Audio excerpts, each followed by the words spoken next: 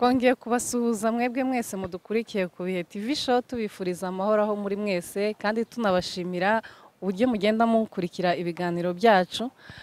Uyu munsi kandi ni Diane ugarutse tuje mu kiganiro aho nabazaniye umutumirwa duherutse kuganira vuba aha cyane, ariko nagiye mbona comment abantu bagiye batanga ku biganiro twakoranye bituma ntekereza kongera kumutumira kugira ngo twongere tuganire.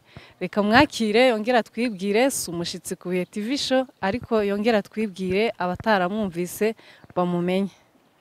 Murakoze, Imana ibahereza umugisha. Nitwa William Muyoboke. Urakoze cyane. William Muyoboke ubundi ni muntu ki? Ubushize sinabikubajije ariko hari abantu batakuzi. William Muyoboke ni muntu ki, yakora iki ubundi mu buzima busanzwe? Kuko babivuze nitwa Muyoboke. Muyoboke ni izina nahawe na mama. Mama wanjye yigeze kubaho ingumbi imyaka myinshi cyane. Nta mwana. Tukiri aho ngaho tubonereho kubwira abantu b'ingumba ntabwo birarangira. Bashobora kuzabyara, ibyiringiro biba bihari. Umuntu wese agomba gucika ibyiringiro ageze mu butaka. Nyuma yaje kubyara abakobwa. Muri ibyo bihe bya kera abakobwa ni nk'aho muri community yacu babaga nk'aho umuryango utarafata neza. Nyuma nibwo yaje kubyara umwana w'umuhungu amwita Muyoboke, abahungu bamuyoboke. So tunashima Imana ko abahungu nyuma baje kumuyoboka koko. Data yanise mu Rwanashaka. Nitwa rero Muyoboke mu Rwanashaka. Ngeze no mu Mushasha niyongeraho William. Iryo ni ry'abantu benshi baza ariko n'izina ridafite agaciro cyane. Urakoze cyane. Nkaba ndi umupapa mfite umugore n'abana babiri b'abahungu.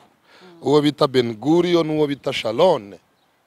Ben-Gurion bisobanura umwana w'intare, Sharon bisobanura umurima utanga ibyiringiro ku baturiye muri ako gace. Ngayo nguko.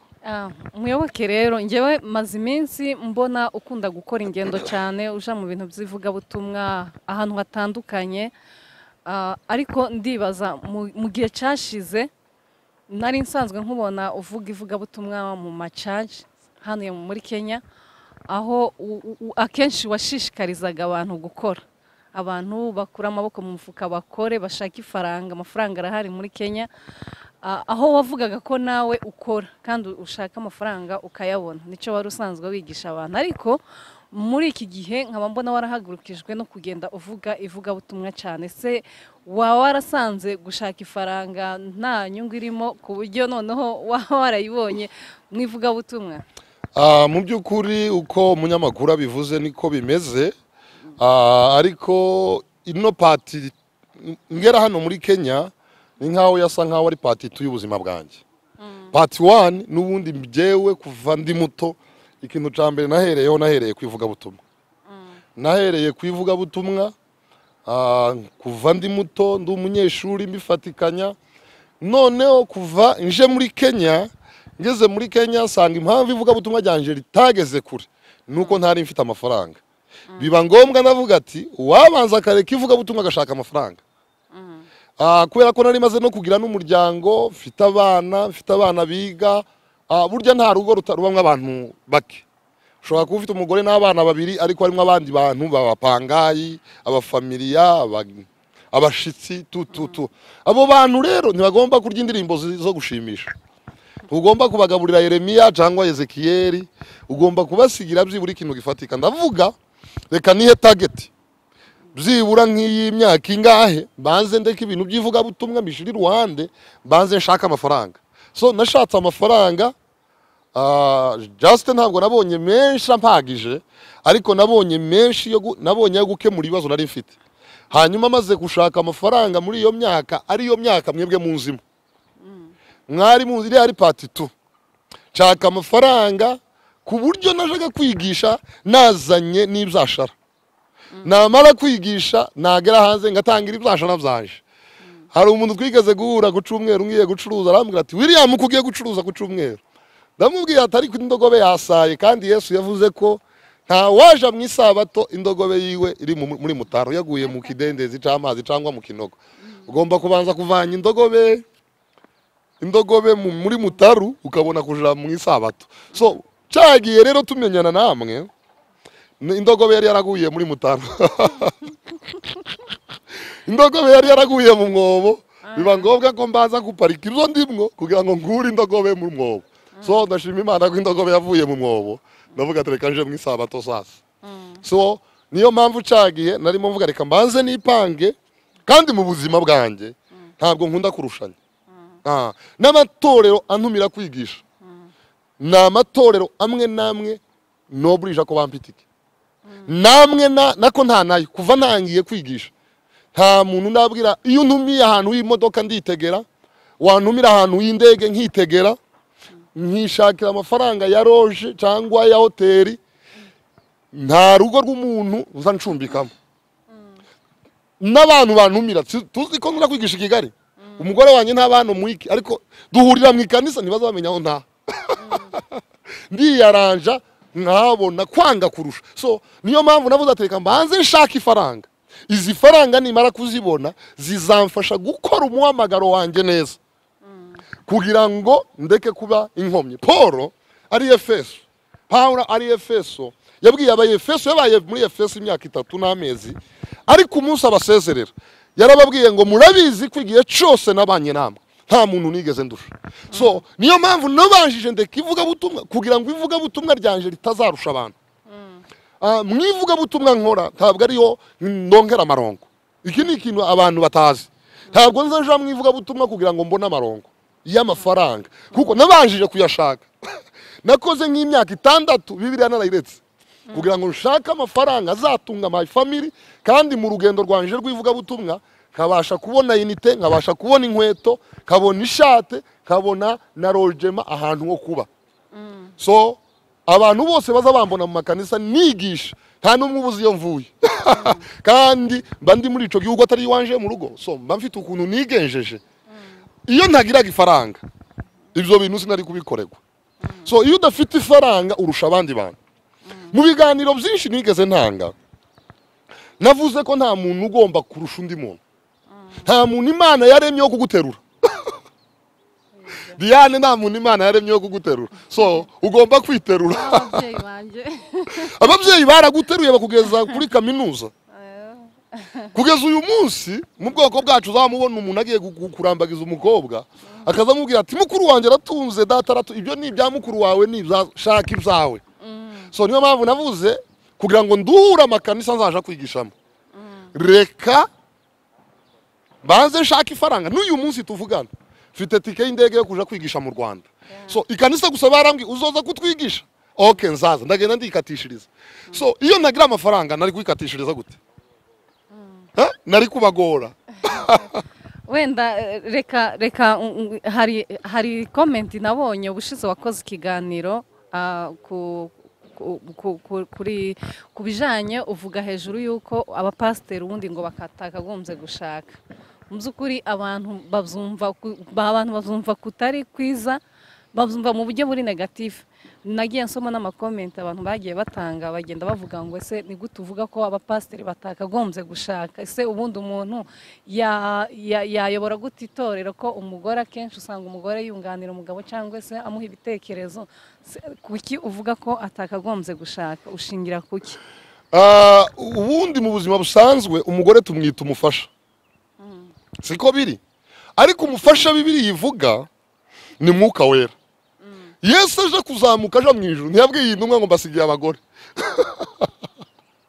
abantu bari kunyumva Yesu aje kuzamuka yabwiye abigisha ngo nzabasigira Umwuka Wera azabafasha so umugore ntabwo ari gufasha pasiteri kugira ngo agire church nziza iyo pasiteri afite umwuka w'Imana niwe mufasha ukwiriye wagufasha ibintu by'Imana ni ibintu by'umwuka ariko umugore ntabwo ari umuntu ntabwo ari umwuka urambwiye ati William ko tukuzi mu myaka yashize uri umucuruzi uyu munsi ukabura umuvuga butumwa mu bintu byatumye marika ivuga butumwa nuko nari nagize urugo ndavuga aba bana ntibazarya indirimbo zo gushimisha aba bana ntibazarya amatayo naruka aba bana bazarya umugati bamwe n'icayi c'amata so ibi bintu ndimo byivuga butumwa reka mbanze mbiparike banze shakira aba bajama amafaranga mu by'ukuri niko nabikoze so uyi myaka 6 umuntu wakomeje muri kariyeri yivuga butumwa abantu wabwirije mu myaka 6 ni benshi cyane. Nje w'imyaka 6 iyo ntaza kugira urugo nari kuba nanjye ndi muri kariyeri yivuga butumwa, ariko naravuze atereka mbanze nshakire my family batazaburara mu bibazo. Uyu munsi yongiye mu ivuga butumwa ndi imbere y'Imana, nta nari mu mugore arampamagara about ikibazo cy'amafaranga, ambwira ngo umwana yarwaye ariko ikibazo ngo bantaye hanze y'inzu, ngo umwana bamwirukanye ku ishuri, ngo twaburaye twabwiriwe ico kibazo ntacagira kubera ko nimejipanga nimejipanga hapo. Ariko hari wabavuga butumwa abandi agenda mwivuga butumwa nkuko atigeze yipanga, umugore we bagasigara bamukorera mu cango, urugo rwe bakaruta hanze. So nibo navuze bene abo bantu ntibari bakwiriye kugira abagore, bari bakwiriye gukorera Imana badafite abagore. Navuga ibintu byiza gutya abantu bakabureminga ngo navuze ibintu byizaduka. Ntabwo ari ibintu byizaduka, ahubwo ngewe ndimo ndavuga ibintu bigabanyiriza abantu stress. hari akandi kantu nagira ngo nkubaze tukiri aho ngaho kubijanye nuko abantu nyine umuntu atakagombye kuba pastor, atakagombye gushaka. Ese ubundi kubyara abana benshi ho ni ngombwa ko usanga abapasiteri baba bafite nk'abana benshi, nibo bantu bagira abana benshi ugasanga bafite abana benshi. Ese buriya ni ngombwa ko umuntu abyara abana benshi cyangwa umuntu yakagombye kugira na family planning cyangwa se yakagombye kubyara abo ashoboye kurera? Jewe kugeza uyu munsi mu nyigisho zanje nigisha abantu kwigabanyiriza ibintu bibarusha. Ni gute wananiwe edayeri tubanze tureke kuri planning familiar, tugaruke ku muntu w'umusore udafite ubushobozi bwo kwigurira urukweto, udafite ubushobozi bwo kwigurira ishati, udafite ubushobozi. Iki kintu kizakinangaza wakazusanga nka mwene wanyu nk'umuhungu acumbitse kwa mukuru akamabomborera mwamukuru, nawe ubwawe nturabasha kwigurira ibyo kurya, ugiye kuzana umugore ngubwo mukuru wawe afite ifaranga, nawe noneho akabura bagushira akabagushize muri annex, agatunga umugabo agatunga n'umugore, nawe ubwawe nturabasha kwikemurira bezwe ziri primaire. No, uyu muntu rero utaratinye gushaka atarabasha kwigurira n'ikirato, uyu ntazatinya kubyara abana 20 kandi n'uwa mbere yavuze school fees. Hana hesabu yeye tuna ni kuzala fanachiria hajajipanga. Rero bundi nabwiye abantu ndi Gisenyi, ndababwira ngo kubera ko abantu badatekereza umuzungu ngana naje uyu munsi kararya ifaranga se yamubikiye, ariko umunyamurenge ungana naje isekara ry'ifaranga uwo munyamurenge yobikiye abana biwe. Abe nawe umunyamakuru tukubajije ngo so kararya izawe cyangwa we kurarya izo so yakubikiye wahita. So iyi dunia inatakikana tujipange, iyi sikeneye kutekereza. Yesu yabwiye Petero aramubwira ngo uri umusore ariko igihe kizagera usaza. So ugomba gutekereza, nimba uyu munsi ndi umusore igihe nzasaza nzarya iki? Igihe uzasaza uzarya iki? Uzajya ibyo watangiye kubika. None se nimba udafite ibyo ubitse kubera ufite umuryango uremereye uzarya iki nusaza? Uzarushanya. Abantu rero nibave mu buzima bwo kurushanya. Ariko ubundi reka nkubaze, ese kubera iki akenshi usanga n'uburyo ndi kumva nawe urimo kuvuga bigaragara ari nkaho umugore umusiga akaba ari wo kurera abana, nkurikije uko ndimo kubyumva. Ese ubundi kuki akenshi usanga twumva ko abagabo ari mwe mugomba gukora, mugomba gushaka amafaranga, ugasanga abagore ibo ahanini nkurikije uko mbibona bumva ko bagomba kurera abana? Ese abagore bo wababwira iki? Abagore bo ntibagomba guhaguruka ngo bashake ifaranga nkuko namwe muzishaka? Garuke muri Bibiliya banga umugore aryarusha. Umugore abyarusha siko Bibiliya ivuga. Bibiliya banga umugore abyara arusha. Umugabo aryarusha. Nukuvuga ngo abagore bagenda bicara abagabo bakora. Buriya nkunda abarabu cyane. Nta bantu bakize nk'abarabu, ariko abagore b'abarabu ntabwo ari abakozi. No abagabo b'abarabu nibo bakozi. Abagore b'abarabu bashinzwe kwasira urugo, usanga urugo rumeze neza, yatekeye umugabo amuheke yazirifuru, hanyuma umugabo atekerereza urugo. Ariko twebwe uzusanga abagabo bati inshingano zabo. noneho akareka umugore ngo abyara arushe anarya arushe. Hano uzasanga abagabo benshi birirwa mu bitaramo abagore baba barisiri, ukaza ukubitana n'umugore nyanyuki umugabo ari mu kabiri.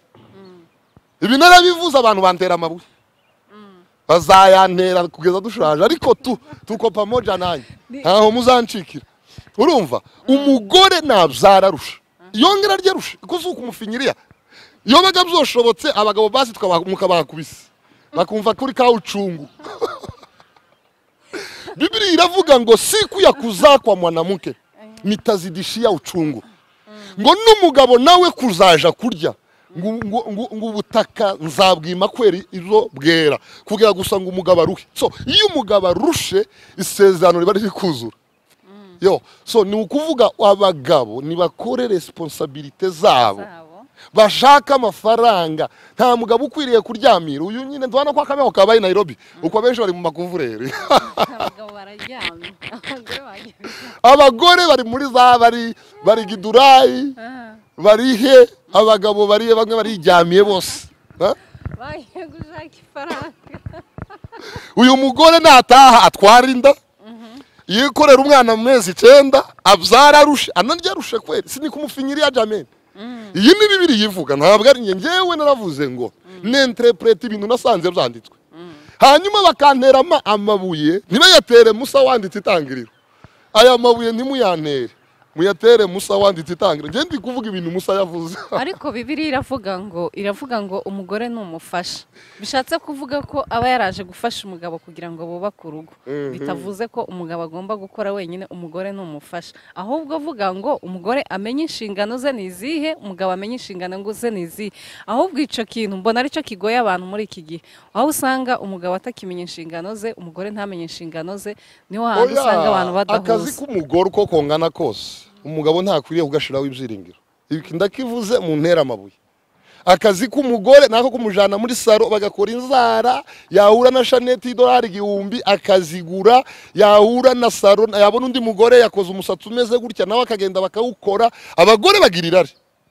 Ifaranga z'umugore nizo kukemura ibibazo bye. Umugabo ariko ikintu kiri mu kunangaza, Yesu ashinga cyane murantera amabuye. Uri mu gusanga umuhungu udafite akazi, umugore afite akazi, agakenera ko umugore akemura bya bibazo byose bye, akemura n'iby'abana, akemure n'ibyase. Noneho n'umugabo ni wabo hagira akabaza agahamagara umugore, kemura noneho n'iby'iwacu. Bana umepita kiasi.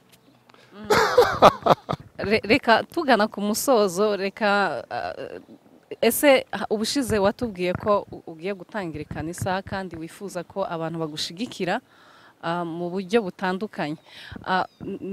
Kugeza niki wabwira abantu badukurikiye muri aka kanya kubijanye n'iyereka ufite n'uburyo ugiye gutangira ikanisa, abifuza kugufasha niki wababwira? Murakoze, Imana ibahereza umugisha. Mu by'ukuri mu buzima bwanjye njya numva message Imana yanshize ku mutima zitandukanye n'izo abantu basanzwe bavuga.